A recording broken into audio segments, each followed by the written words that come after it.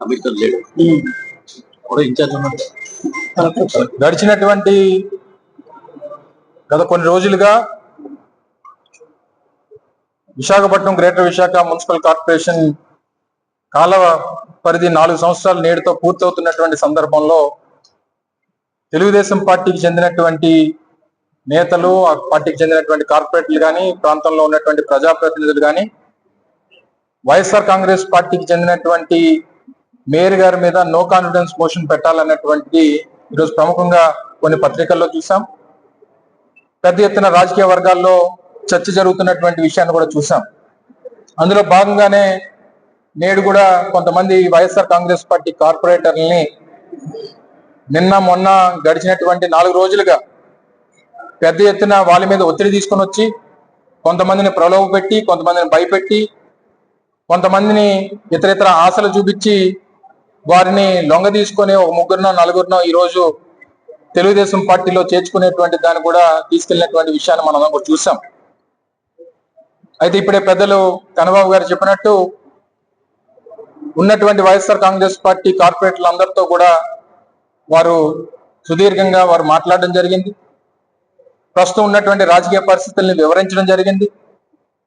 భవిష్యత్తులో ఉన్నటువంటి వైఎస్ఆర్ కాంగ్రెస్ పార్టీ కార్పొరేటర్లందరికీ కూడా ఏ రకమైనటువంటి సముచిత స్థానం జగన్మోహన్ రెడ్డి గారి నాయకత్వంలో పార్టీలో ఇస్తాము అన్నటువంటి భరోసాని వారికి ఇవ్వడం జరిగింది. ఇవన్నిటితో పాటు ముఖ్యంగా వచ్చినటువంటి మాట్లాడినటువంటి కార్పొరేటర్లు కూడా అన్నిటికన్నా ముఖ్యంగా జగన్మోహన్ రెడ్డి గారి మీద వారికి ఉన్నటువంటి అభిమానం కానీ, లేదా పార్టీ వారికి ఇచ్చినటువంటి గుర్తింపుని కానీ, వీటన్నిటిని కూడా నెమరు వేసుకుంటూ వారికి ఉన్నటువంటి అనుబంధాన్ని కూడా వారు చాలా వివరంగా చెప్పడం జరిగింది. ఈ సందర్భంగా ప్రభుత్వాన్ని ఒకటే కోరుతా ఉన్నాం, ముఖ్యంగా తెలుగుదేశం పార్టీని కానీ, వారితో పాటు ఉన్నటువంటి కూటమి పార్టీలను కానీ, అధికారంలోకి వచ్చి 9 మాసాలు పూర్తయింది, దగ్గర సంవత్సరం పూర్తవుతా ఉంది.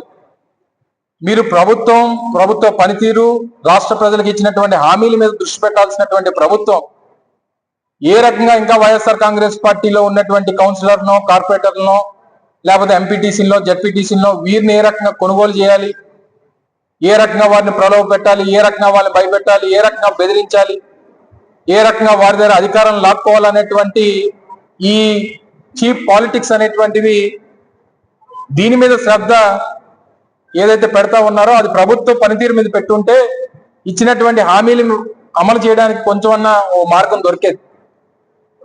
ఏ ఒక్కరికి కూడా ప్రభుత్వం పనితీరు మీద కానీ, ఇచ్చినటువంటి హామీల మీద కానీ వారికి శ్రద్ధ లేదు.